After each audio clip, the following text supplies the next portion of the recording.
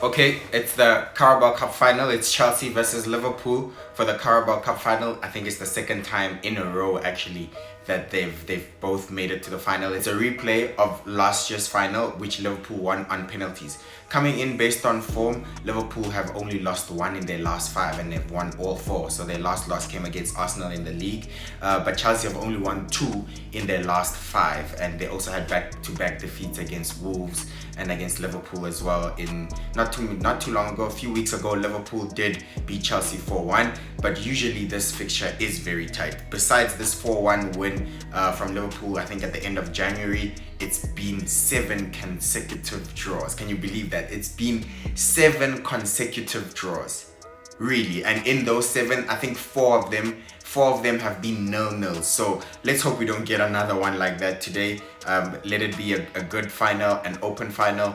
I think both these teams play that way, right? So at the moment with Mauricio Pochettino and with Jurgen Klopp, I think it's gonna be maybe an end-to-end sort of game. So I doubt we'll get another no. This is my combined Chelsea and Liverpool 11 for now. As always, based on form, based on fitness. Players like Alisson, Trent Alexander-Arnold, they're confirmed to be out, so they can't make the squad. Okay, so to be honest, this is really entertaining to do. This is really fun to make because there's not a lot of positions that we should be sure of. For example, keeper.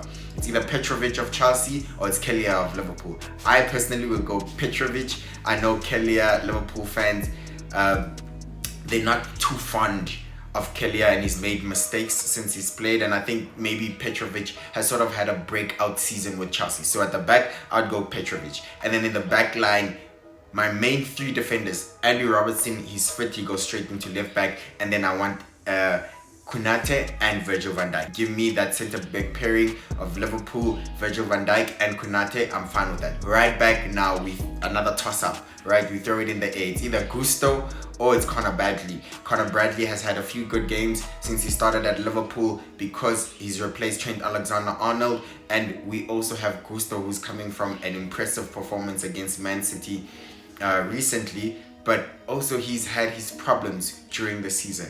Again, I'm not too convinced about both of them yet, simply because we definitely haven't seen enough of Connor Bradley, but also just because we've seen more of Gusto, and I think he's very capable. I would have Gusto at right back. In the middle, so many injuries. I mean, Szoboszlai is totally unavailable in this game.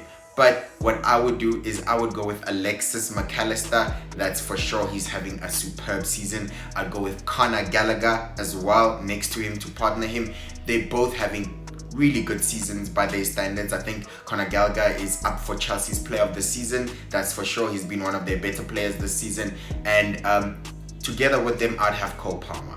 Cole Palmer, probably the star man of Chelsea this season. He's the one that contributes a lot with goal contributions. If he doesn't score, even if it's by the penalty, even if it's through the penalty spot, if he doesn't score, then definitely he gets assists. So whatever Chelsea are trying to do going forward has to come through Cole Palmer. So that is my midfield. So it's Conor Gallagher, it's Alexis McAllister, and it's Cole Palmer. On the right, I would have Mo Salah. I think he's a slight doubt, but he should be fit to play, or at least make the team or the bench. And then on the left, it's between Raheem Sterling and Luis Diaz. Well, to be fair, with all due respect, we know Sterling has scored over 100 Premier League goals. Let's not disrespect what he's done for Man City and how good he was at Liverpool when he started out. He's went on to achieve great things in the league, meaning, personal records in terms of goals and assists, as well as winning the Premier League multiple times. I think he's won a Player of the Season trophy, I think once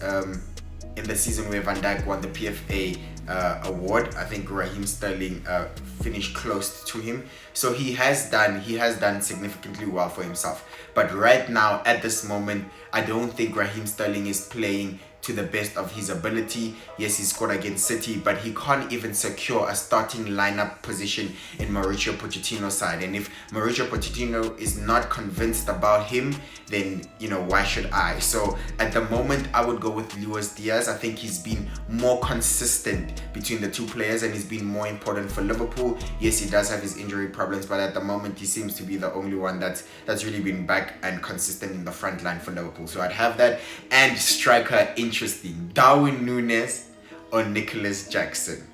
I mean, Jota's unavailable. Nunez does have a niggle, but I think he's a doubt, but I think he might make the game, he might make the squad. So it's between Nicholas Jackson and Darwin Nunez. That's a very interesting decision to make, because both players do miss a fair good of chances, both of them, right? And they also do have their fair share of goals, but I do think Nicholas Jackson is maybe better in terms of, you know, connecting play, interlinking play, dropping deep, being able to play the ball and create chances for his teammates. I think his passing is better, but I do think Darwin Nunez is very important to how Liverpool plays. He works so hard off the ball. He can pop up on the left, he can pop up on the right. He can literally play in those two positions if needed, right, to accommodate maybe a Jota or someone. And he has started really taking ownership of the number 9. He is getting more game time than he used to previously, especially last season, and I think he's having a much improved season. More goals, he has a little bit more assists. His partnership with Mo Salah has been very important this season. His confidence has definitely improved. It's shot up. He gets a lot of backing from Liverpool fans, a lot of love, and for me, I would have Darwin Nunez in my team. At this moment, I just feel like he's more likely to score a chance than Nicholas Jackson if, you know, it does come to that. And of course, he works so hard off the ball. So very important to how they play. And I have Mo Salah on the right, so that connection would be, that partnership would be very difficult to split up. Nunez plays his best when Mo Salah is in the team. So with that being said, that is my team. That is at the back. Again, I have Petrovic. On the left, Andrew Robertson, Virgil van Dijk, Kunate and Gusto. In the middle, I have Conor Gallagher, Alexis McAllister, as well as Cole Palmer playing that free role, number 10. On the right, I have Mo Salah. On the left, I have Luis Diaz. And in front, I have Darwin Nunez. Obviously, for manager, it's not.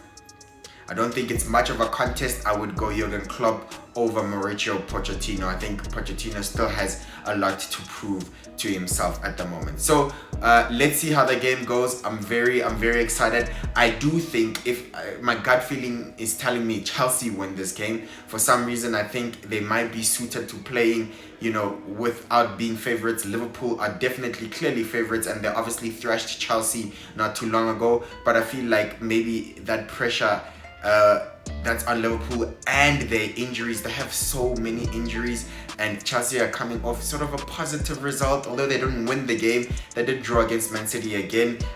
If it's an open game, I do think Chelsea can make it. Yeah, it's a once-off. Maybe form goes out the window. It's a final, you know. Maybe history doesn't really count much. So